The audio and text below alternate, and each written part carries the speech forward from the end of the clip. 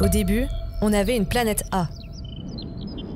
Mais on a commencé à déconner. Un pétrolier. Une catastrophe écologique. C'est la mer la plus polluée. Donc, le temps s'est gâté, sauf qu'on a continué comme si de rien n'était. Et là, plus de planète A. Plus de corail dans la mer, plus de crabes sur la plage, plus de neige pour skier, du plastique dans l'eau, de l'eau dans nos rues et des particules dans l'air. On a compris qu'il n'y aurait pas de planète B. Because we do not have planet B. Au lieu d'angoisser tout seul sur le canapé, on a décidé de se bouger et on a imaginé un plan C. Bienvenue dans Planète C. En écologie, quand on parle d'urine, c'est principalement pour dire qu'on fait pipi sous la douche. Mais aujourd'hui, on va aller encore plus loin et voir comment l'urine peut servir d'engrais. Commençons par le début. Mais à quoi sert l'engrais ? Eh bien, ça sert à enrichir les plantes en azote, parce que les plantes ont besoin de beaucoup d'azote pour grandir. Mais vous allez me dire, quel rapport avec l'urine ?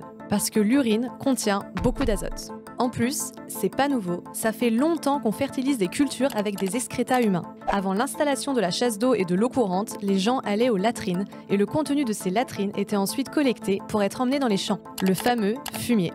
Mais récemment, et pour plein de raisons, de nombreuses techniques ont été développées pour créer de l'engrais encore plus riche en azote. On a laissé tomber le contenu des latrines pour de l'engrais de synthèse. Ça a multiplié les rendements par 2 ou 3 dans les années 60. Mais comme souvent, il y a un revers de la médaille. La pollution à l'azote serait une des plus grandes externalités globales auxquelles le monde est confronté, impactant l'air, l'eau, les sols et la santé humaine. Et logiquement, les agriculteurs ont abandonné le fumier et le compost pour l'entretien de leur sol. Mais ils n'ont pas abandonné que ça. Ils ont abandonné aussi la rotation des cultures qui permettait à la terre de se régénérer. Conséquence, des sols plus pauvres en humus, donc une perte en fertilité naturelle, un développement intensif de la monoculture et donc la multiplication des maladies. Et finalement, des traitements en pesticides. Comme vous le voyez, on peut dire que la majorité des maux de l'agriculture actuelle est une conséquence, directe ou indirecte, de l'utilisation des engrais chimiques. Une partie des engrais azotés épandus sur les sols s'échappe sous forme de protoxyde d'azote, un gaz à effet de serre 265 fois plus polluant que le CO2.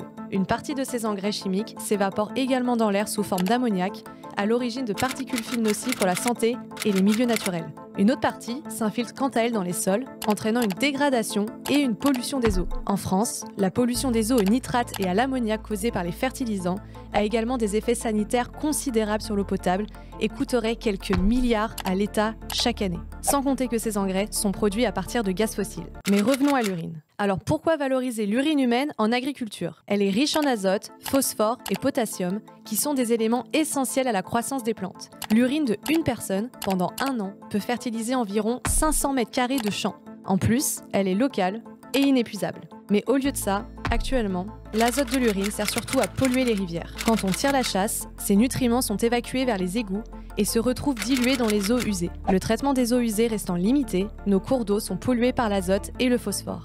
Bref, si on mettait l'urine dans les champs au lieu de nos rivières, on pourrait réduire notre consommation d'eau, réduire l'intensité de traitement des eaux usées et réduire la pression environnementale sur les rivières. Mais du coup, si ça marche, pourquoi personne ne le fait ? Et si on voulait le faire, qui la collecterait ? Est-ce que c'est pas une immense galère de logistique ? Et ça nous emmène au projet En Ville ou Engrais Humains des Villes, et plus précisément à Châtillon, en Île-de-France.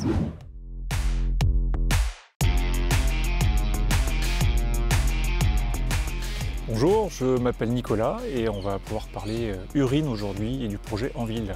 Ces nutriments ont été collectés à la maison et je les emmène dans une cuve de collecte. Les nutriments sont nécessaires pour que les légumes arrivent à maturité. Ils sont dans la terre, donc aujourd'hui on les apporte beaucoup par des engrais chimiques qui nécessitent beaucoup d'énergie et de gaz pour les fabriquer.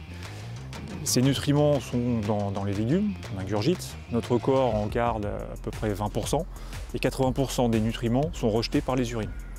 Et aujourd'hui, on tire la chasse, donc on consomme de l'eau qui est remplie des canalisations, qui nécessite aussi une épuration dans des usines qui consomment beaucoup d'énergie. Et le traitement de ces nutriments, on est au mieux, en tout cas en région parisienne, à 60% de traitement, c'est-à-dire qu'il y a 40% des nutriments qui derrière sont une des principales sources de pollution des rivières. Et donc la collecte à la source de l'urine et des nutriments nous permet de rentrer dans un cercle complètement vertueux, de remettre à la terre les nutriments que l'on a mangés. Et donc là, c'est la collecte d'environ 2 semaines pour une personne. Ça fait 10 litres. Dans ce bidon, j'ai pu déverser Donc l'urine, dans cette urine, il y a principalement de l'azote, phosphore et du potassium. On estime que la collecte d'une personne sur une année, on arrive à fertiliser 500 mètres carrés dans l'agriculture. Donc une fois que l'urine est collectée, elle se met dans ces deux cuves, ça fait à peu près 300 litres.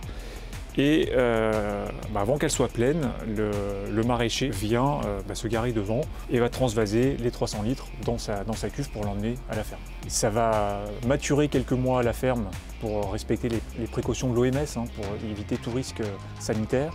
On voit une vraie baisse de l'énergie nécessaire par rapport à l'agriculture biologique, mais aussi l'agriculture conventionnelle. Et finalement, c'est simplement du bon sens de dire les nutriments qu'on ingurgite, il faut les faire retourner à la terre le plus facilement possible. Si tous les franciliens donnaient leur urine, on arriverait à produire entre 20 et 25 millions de baguettes de pain par jour. Aujourd'hui, c'est utilisé à titre expérimental, puisque l'agriculture biologique n'autorise pas, mais n'interdit pas non plus l'utilisation d'urine humaine pour la fertilisation des terres. Donc aujourd'hui, c'est des parcelles expérimentales et les arbres fruitiers principalement qui sont concernés. Et il faut repartir, remplir les bidons.